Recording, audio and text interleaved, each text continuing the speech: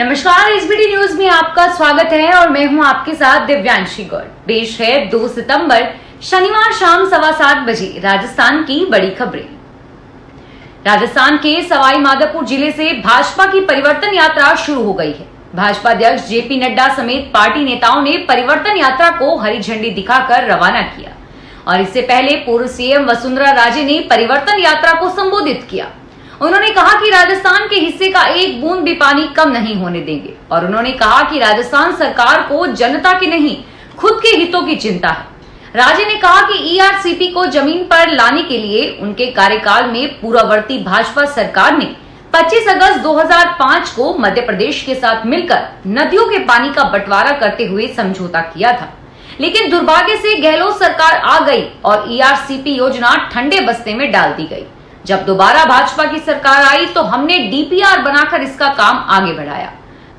वर्ष 2017, 2018 और 2018-19 में बजट घोषणा कर नवनेरा बैराज और इसरदा बांध का काम शुरू किया, लेकिन कांग्रेस सरकार ने ईआरसीपी को पूरा करने के लिए 4.5 साल में कोई भी गंभीर प्रयास नहीं किया।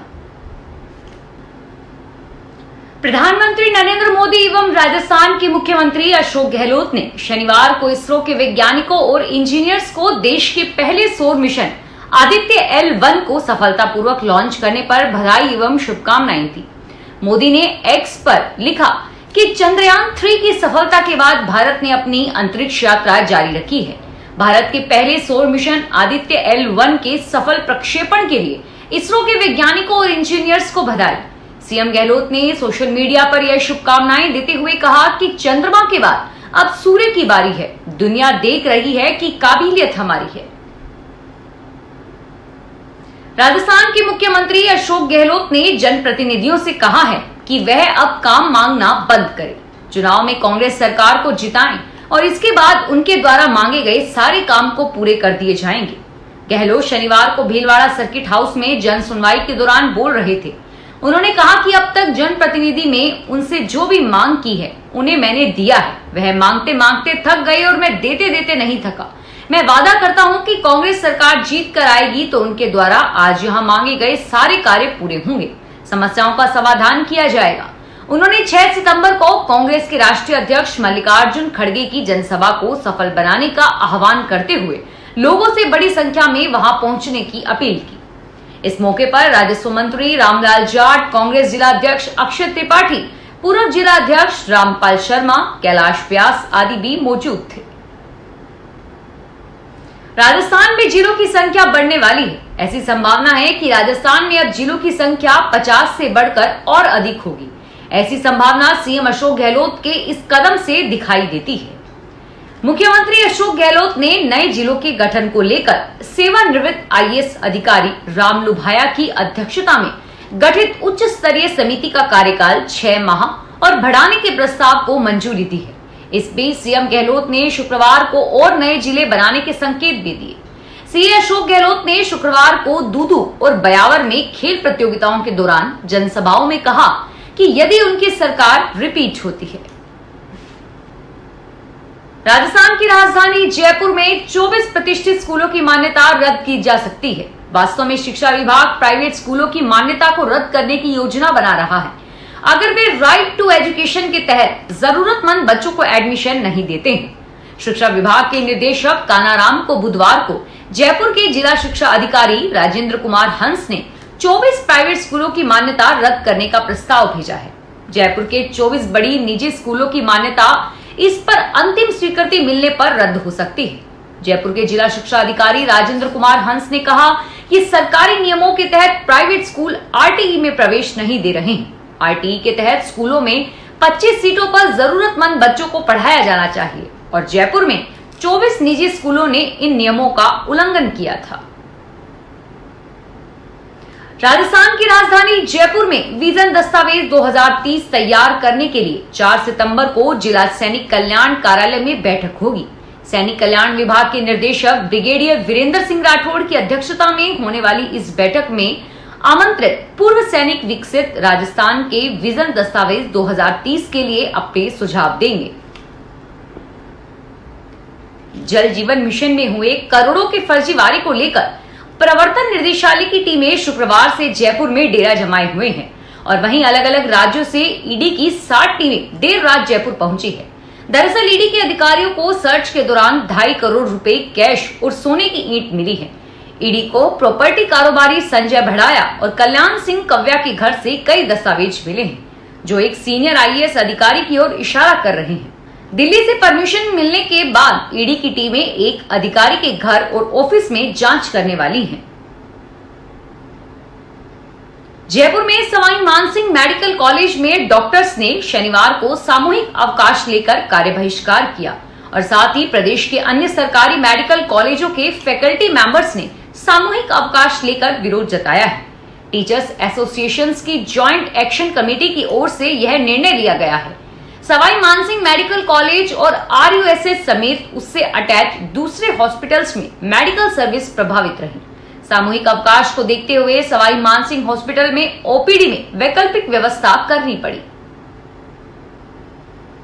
जोधपुर जिला गठन के बाद एक बार फिर सीएम अशोक गहलोत का फलोदी दौरा तय हुआ है। वे कल रविवार को यहां जिला स्तरीय शहरी व ग्रामीण ओलंपिक प्रतियोगिता का अवलोकन करेंगे और साथ ही युवा खिलाड़ियों का उत्साह बढ़ाएंगे।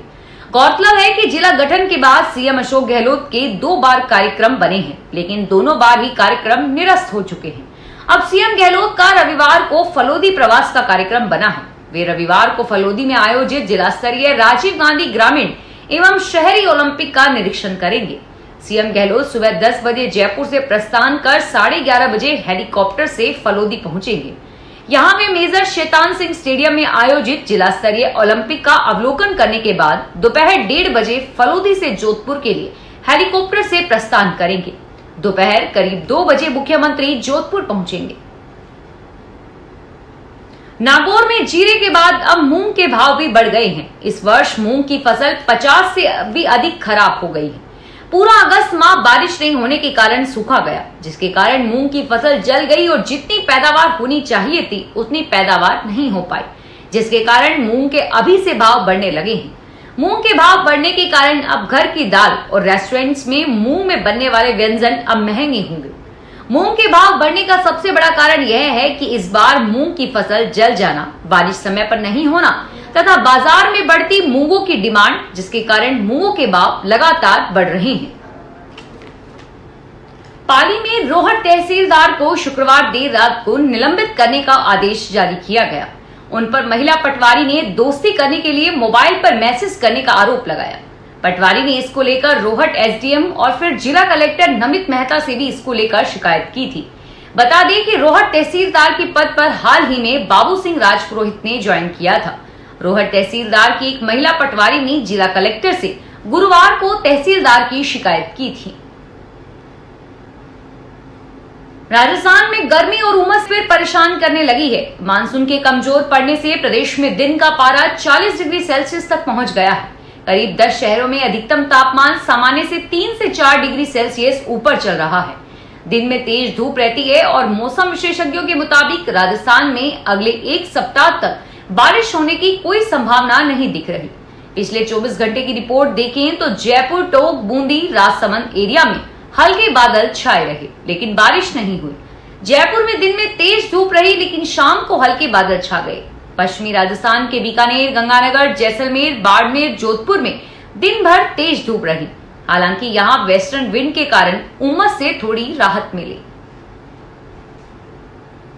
चित्तौड़गढ़ जिले में इस साल औसतन बारिश नहीं होने से किसानों के माथे पर चिंता की लकीरें हैं। जून से अगस्त महीने तक सिर्फ कुछ ही दिन अच्छी बारिश हुई, जिसके बाद बरसात रुकने से फसलों को भी नुकसान होने लगा है।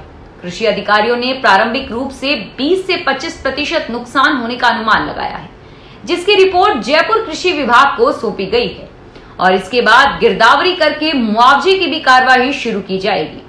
और वहीं मौसम विभाग के अनुसार अब 1 हफ्ते तक बारिश होने की संभावना नहीं है। बारिश के रुकते ही एक बार फिर तेज गर्मी ने लोगों को परेशान करना शुरू कर दिया है।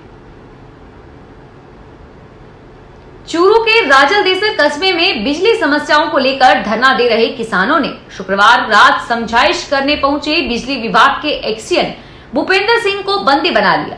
किसानों ने रात करीब 1 बजे एक्सियन को मुक्त किया। राजस्थान किसान सभा के जिलाध्यक्ष मदन लाल घिंटाला ने बताया कि कि बिजली संबंधित विभिन्न मांगों को लेकर डिस्कॉम के सहायक अभियंता कार्यालय में ताला लगाकर प्रदर्शन किया गया। इंडियन नेशनल लोक दल की परिवर्तन पदयात्रा का अंबाला जिले में आज तीसरा दिन है। इनोले नेता अभय सिंह चौटाला की अगुवाई में यात्रा मुलाना से शुरू हुई, जो कि 10 गांवों को कवर करती हुई आज शाम तक बराड़ा में एंट्री करेगी। रात्रि विश्राम बराड़ा शहर में होगा और यात्रा में इनेलो नेत्री सुनैना चौटाला भी अभय सिंह चौटाला के साथ कंधे से कंधा मिलाकर चल रही हैं। अभय सिंह चौटाला यात्रा के दौरान कई मुद्दे उठाते हुए सरकार को घेरा। यात्रा के दौरान अभय चौटाला ने कहा कि मुख्यमंत्री ने एक बार भी नहीं कहा कि बाढ़ से हुए नुकसान की भरपाई सरकार करेगी। फिलहाल इस बुलेटिन में इतना ही और फिर हाजिर होंगे तमाम बड़ी खबरों के साथ।